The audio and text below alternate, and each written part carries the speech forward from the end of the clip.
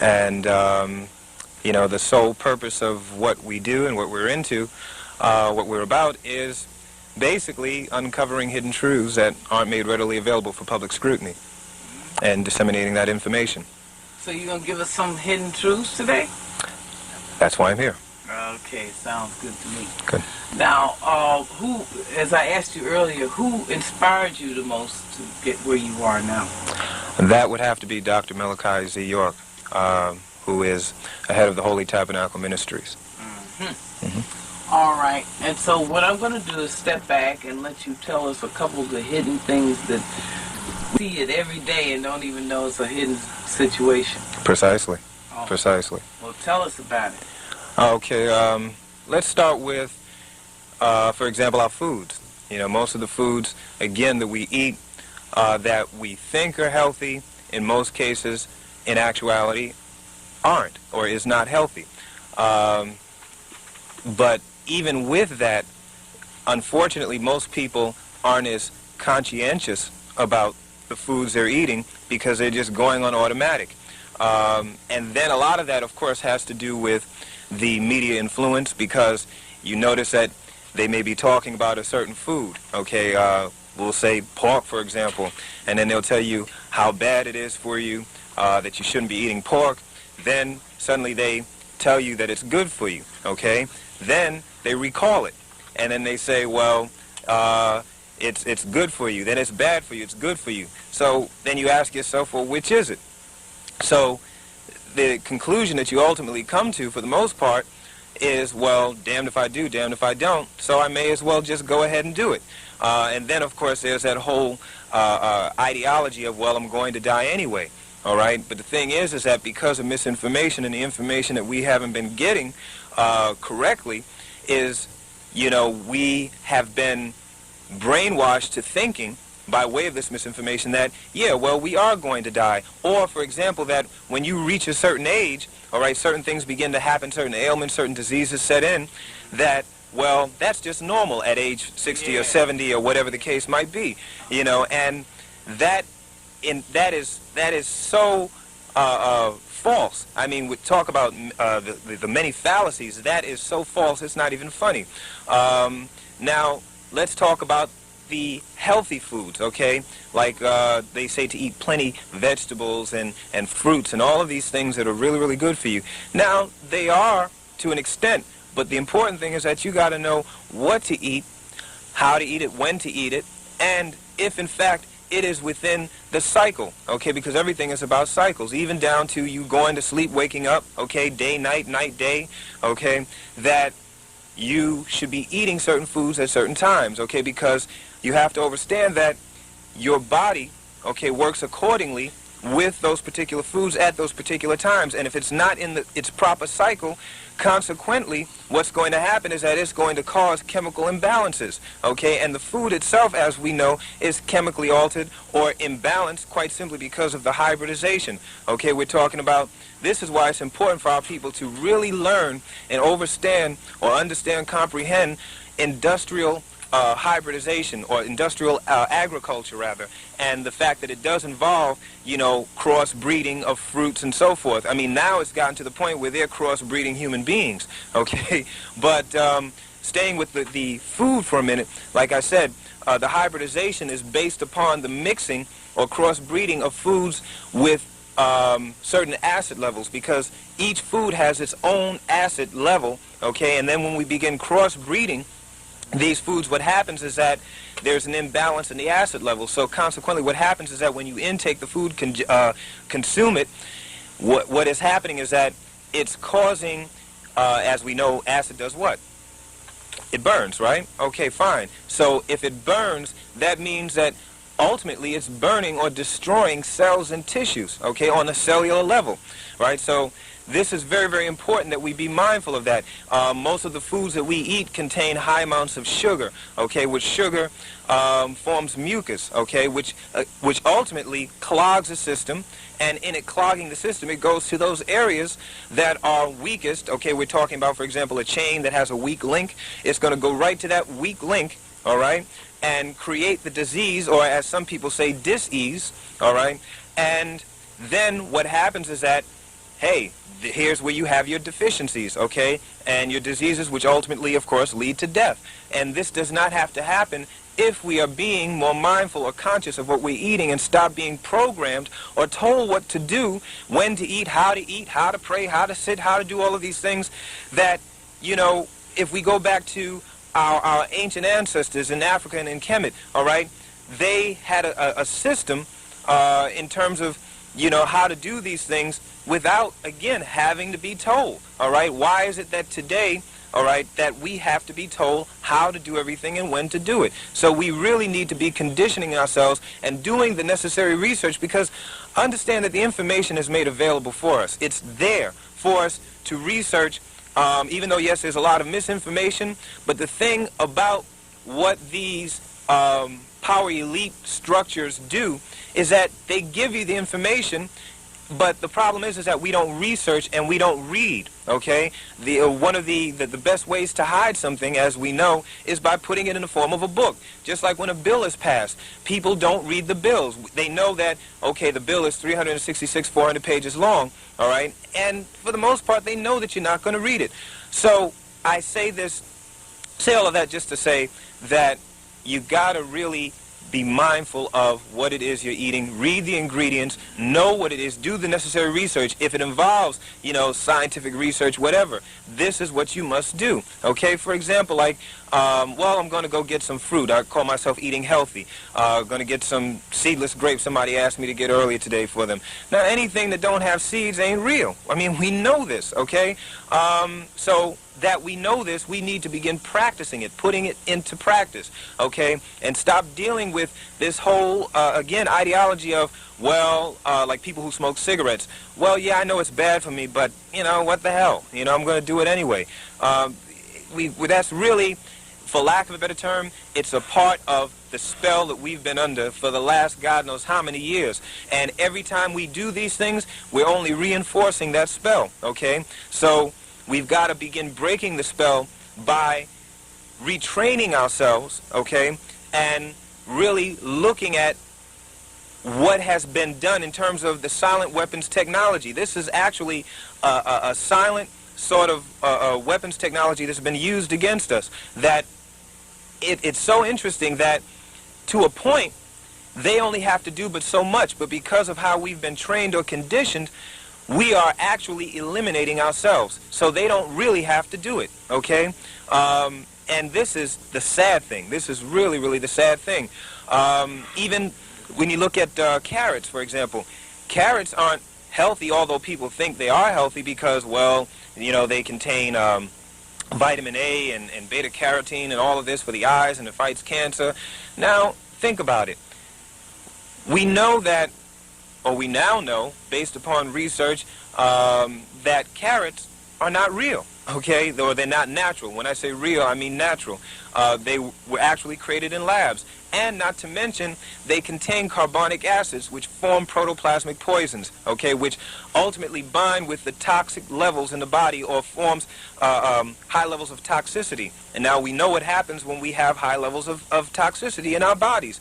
Ultimately, of course, again, leads to disease or dis-ease. So we have to really, again, and I stress it, be mindful of those things that we are taking in or intaking, because if the foods are chemically altered as to your responses, all right, what you see, what you do, etc., are also altered, all right, which goes from the beta to the alpha, all right, your responses. Okay, so in this case, we're dealing with stimulus, but in most cases, false stimulus or stimuli, all right? So, again, we have to protect the God at all costs, because we know that. Let's do a little bit of research on the word God. We know God is a German word, all right, which didn't come into existence until 750 A.D. So when these people talk about God, God, God, God, God, this, God, that, no, God simply means good or gut. Good, God, gut, all right, which in this case, again, as I said, your stomach is your gut, all right, and the glands, all right, that respond to the immune system, as it were, are considered the gods, all right, or plural. So we have to, again, protect the God at all costs, at all times, all right? And open your mouth when necessary, when it's like they say, speak when you're supposed to speak or when you should speak, all right, and shut up, other times. It's the same thing with food, all right? And this is what our ancient ancestors understood, that, everything worked accordingly. Everything was one cohesive whole, all right? From speaking to eating to sleeping to whatever, dealt with these particular cycles, all right? So, again, we got to be mindful of that. Now let's go, or rather take it to another level. For example, when you're walking down the street and you see things, or you see like new fashions, new styles, people wearing new things. What's this, Donna Karen or something, DKNY.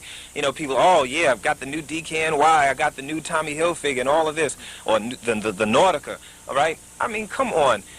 If you really looked at what you were wearing, you would know, okay, without a doubt, all right, facts beyond any doubt, you would know that this is simply a joke. The reason being is because if you look at the word DKNY, right, and then you slow down the phonetics or the sound of it, or decelerate as it were, you say DKNY, DKNY. Then you take the first half, DK. DK deals with what? Rot, okay? Rot New York, or DK New York. Now, this is just an example. Like, years ago you heard some brothers who, I'm so glad that they introduced this concept, so to say, of looking at these words, all right, in this language, because we know this language is more confusing than any other language, okay? We have, for example, in this language, one word can mean 20 billion things, all right? God, God, and God, there, and there, two, two, two. What is that all about, okay? In any other language, one word means one thing, okay? So that would basically mean that, we've got to take this apart and look at it for what it is, all right? Let's look at, the New Webster Encyclopedic Dictionary of the English Language. Now, that's a mouthful, isn't it? Okay. Now, matter of fact, when I saw this, or saw the book, I was at a friend's house, all right? I'm sitting down and looking through the library, and then I see this big, monstrous book, which we know that the Webster Dictionary, whichever version, is basically the version that most people go by. It's like the standard, all right? So, in this case, stand in, because it stands in for, the actual language, or the original language.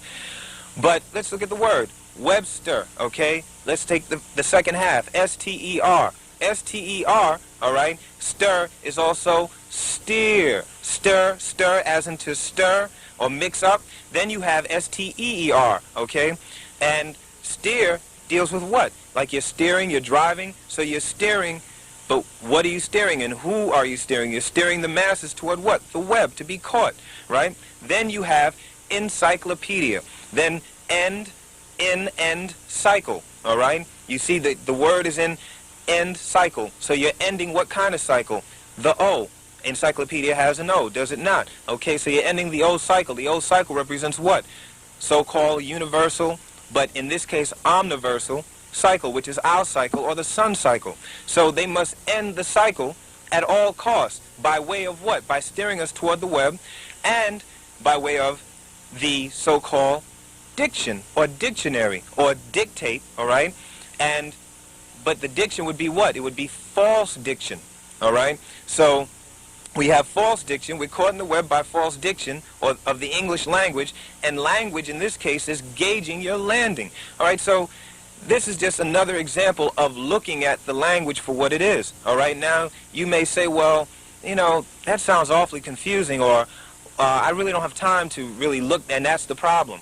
We don't have time, all right, to look at those things that are considered to be not so much surface, because most of the information that you've been getting, all right, and most of what you read is surface. Most of what you see is surface. Most of what you intake, getting back to the foods, is surface. So, again, you're only getting an excretion of it, okay? And the opposite in this case of excretion, all right, would be secretion, all right, which is often referred to as secret, okay? But there are no more secrets, all right, because secret in this case is secretion.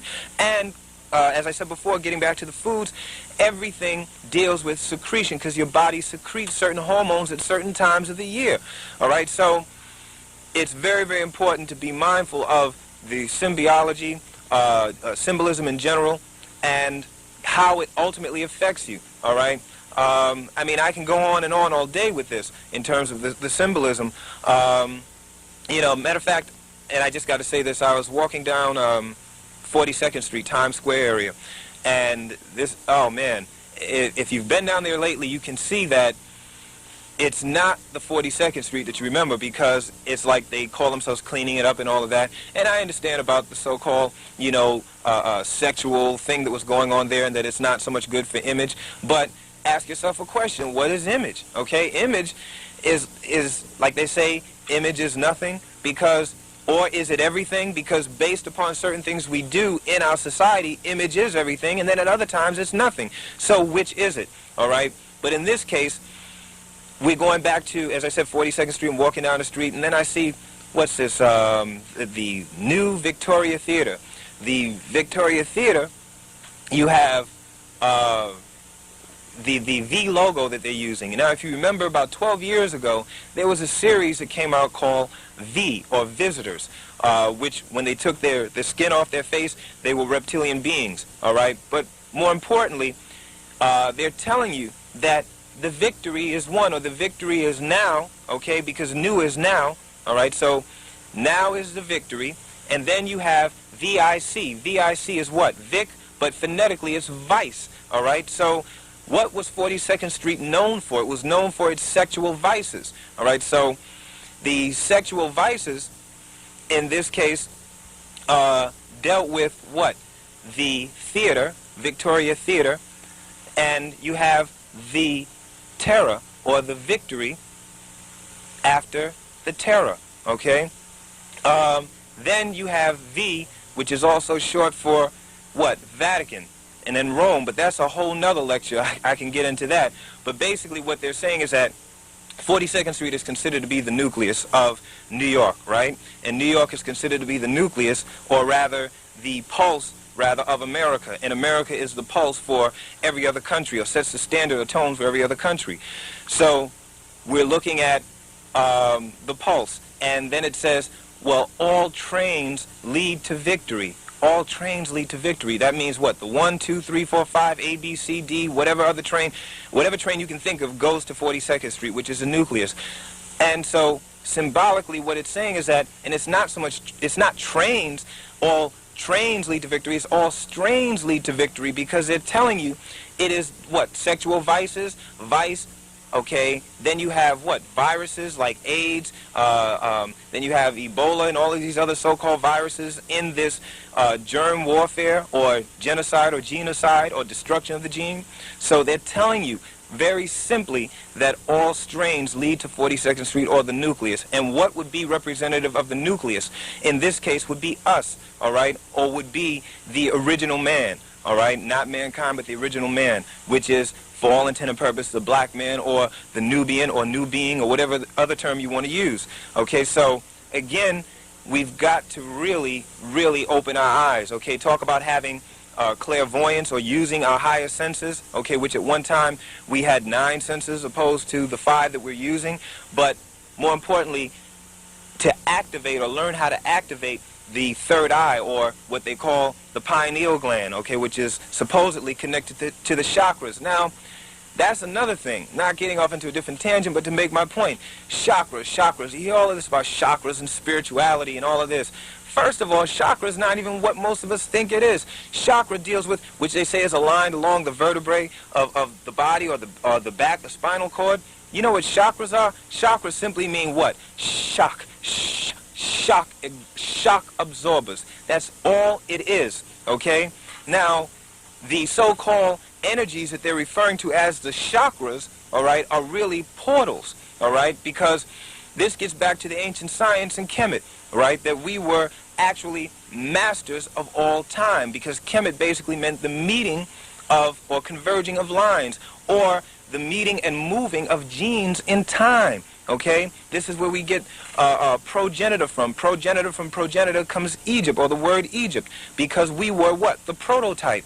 All right, so, you know, and that's a whole nother lecture in itself, okay? But just touching on different things, like even in your so-called holy scriptures, whatever scripture it is you read, the Quran, the Torah, the Talmud, whatever, you know, this really kills me. And then you have people walking around quoting scriptures and this, that, and the other, and they don't even know what they're saying. And if they knew, they wouldn't be saying anything at all. They'd be listening rather than speaking.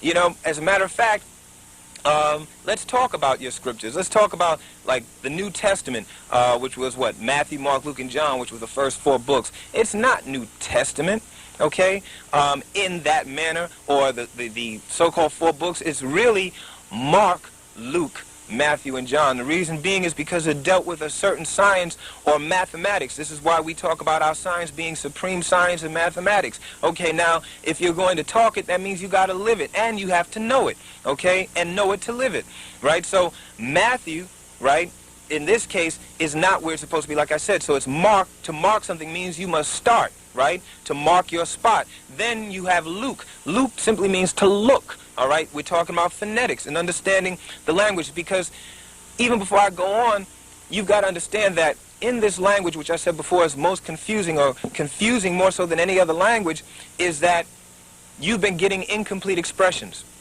So the thing is that you don't really know, or most of us don't know, when letters and vowels, vowels and letters, words, sentences, phrases are interchangeable.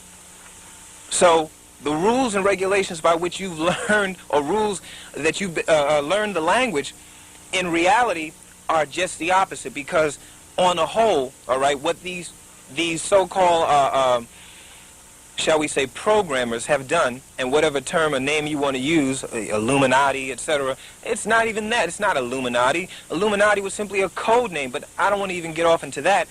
The thing is, what I'm saying is that you really have to, again, look at the language. So getting back to what I was saying about mark your spot, or mark the reference point, because we're talking about time. Time always deals with a reference point, right? And that it is of a perpetual infinity, but there is a reference point. So you're marking the spot, then you're looking. Then you have Matthew, which deals with a certain math, or hue, or cutting off, or rounding off, rather, of the particular mathematics that you're using. And then John would represent, or in this case, the joining of each one of those particular steps that you use in that math or that science. Okay, so we really have to start using right reasoning, right knowledge, which, as Dr. Malachi Z. York often talks about, right knowledge produces right thinking, which produces right action, which brings forth, wisdom and understanding. These aren't just words or just sayings. This is for real, okay? And the only way you can know it's real is by living it, all right? This is what this is all about. And that's the only thing in reality that's going to help break this spell of sleep, all right, or a Leviathan, Kingu, whatever name you want to use, but the spell of sleep, which is simply the spell of ignorance, okay? And I don't care, and I make no apologies for what I'm saying about the spell of ignorance. Now, of course, some folks will be out there talking about, well, I'm not ignorant, and I'm not this, and I'm not that. Well, guess what? The truth hurts, okay? And the truth shall do what? Most people say, oh, well, set us free. No, it's not set you free, because you're not slaves waiting to be set free, okay? It will make you free. Now, if you're going to say it or quote it right, okay? So the thing is that there's a lot of information in those particular books, but the reason why you're not getting it, okay, is because of how you've been conditioned or indoctrinated with what it's supposed to be and how it's supposed to be. So this is why you have to learn your original languages, or get back to the first written and spoken language, which you often hear or may have heard is cuneiform. All right, so understanding or overstanding those languages, and then going down the list, okay, from Aramaic, Hebrew, and Ashuric, Soraic, Arabic, and so forth, and really evaluating, examining, taking apart, whatever you got to do, dissect, okay, these particular languages in order to understand what is really going on. Because otherwise, you're lost in the sauce, all right? So it's primarily important that we do this, okay? And like I said, we're talking about information. We're talking about the information that comes in many forms and fashions and all of that. We're talking about the information superhighway, telecommunication, and all of that. Man, it really kills me, because the writing is on the wall. I mean, no truer words were ever spoken in an expression.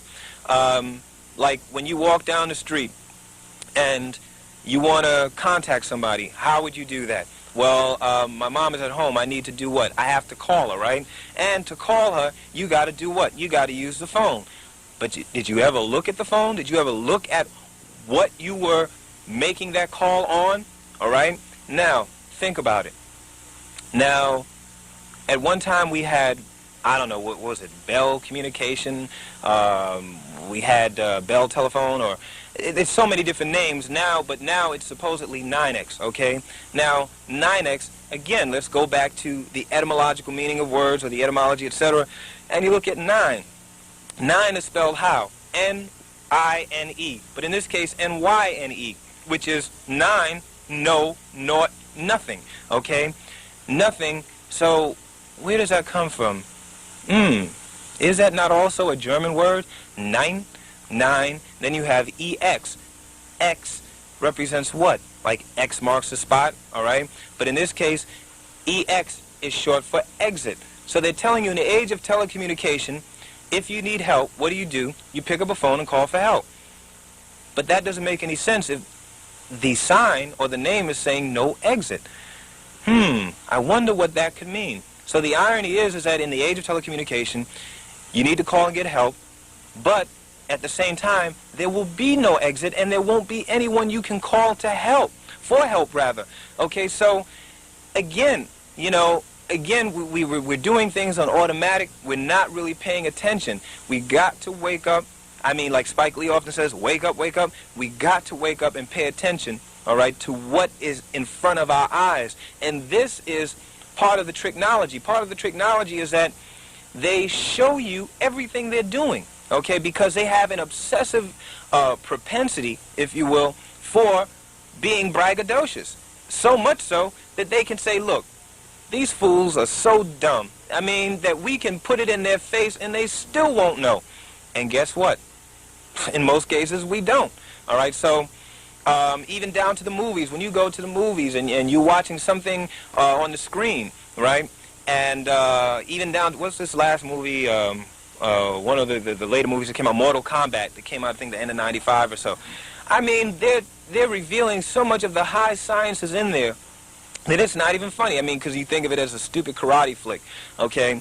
And, I mean, all of these so-called alien movies and so forth, I mean, they're showing you all of the high sciences, which are not even so much alien. They're alien to them, yes, but not to us, because these are sciences that we were doing, again, back in ancient Kemet and Africa and so forth, you know, centuries and centuries ago. So it's nothing new, okay? Like they say, it's nothing new under the sun. No, there's nothing new under the sun or above the sun, all right? So, you know, we really need to begin, you know, looking at this and dissecting it and seeing it for what it is. Otherwise, we will continue to be in the dark, all right?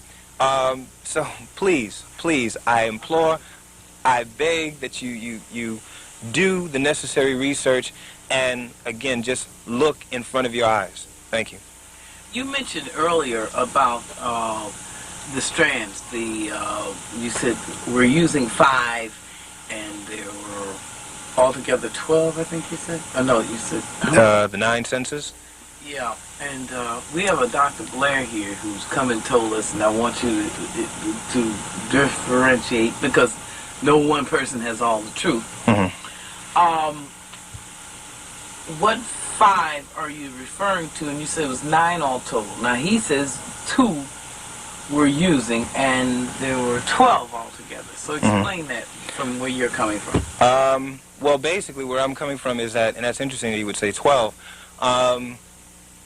because the thing is that they're really, in truth or reality, as new beings or ultimately celestial beings, which is what we're trying to get back to, in particular states, there are many senses, for lack of a better term, that you do use, and in each one of those states you use more senses than let's say in other states.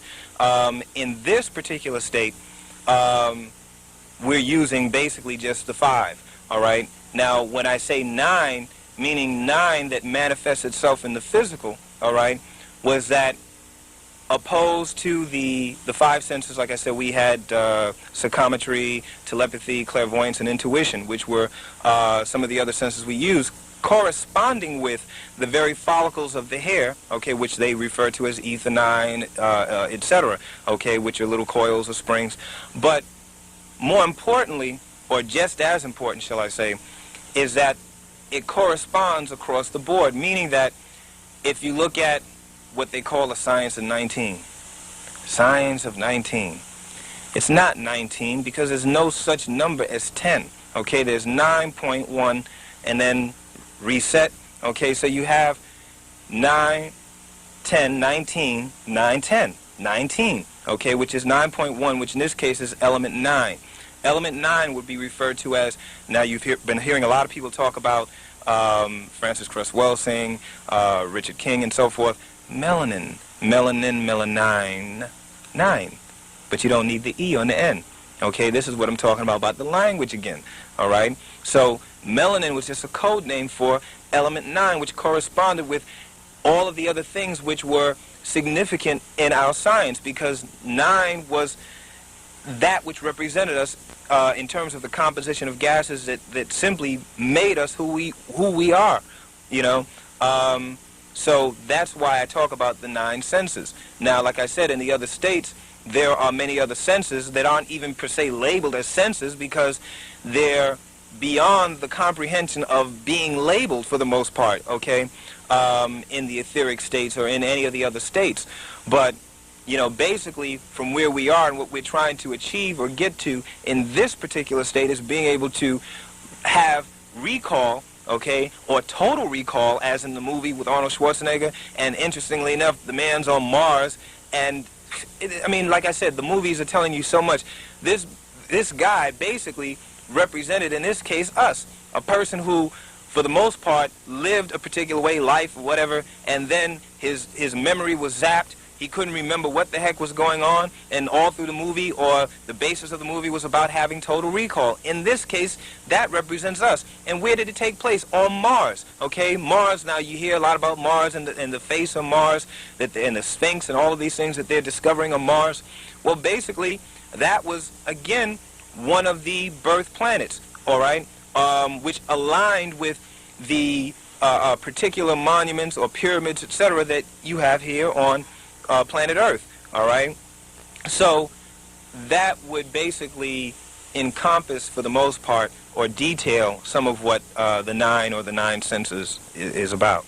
You also mentioned about the Illuminati was just a term. Mm-hmm. And what we have been taught is that the Illuminati was a group of people who started, either in France, it was over in Europe, back in 1776, I believe, and they had gone over to Egypt and stolen some of our mystery systems and so forth, and they come back here and they're going to try to use it to zap the people, not only just black people, white people, I guess everybody, mm-hmm. to try to, in order to control. Could you explain that Illuminati for us? Mm-hmm. Well, basically, I mean, and this is really funny, because it's like, you know, you get these terms and it's thrown out, and you know, people are latching on to these phrases and things, and oh, well, I've discovered something new. Like, again, like I'm saying, you're not really discovering anything new, because it's basically declassified information, and for the most part,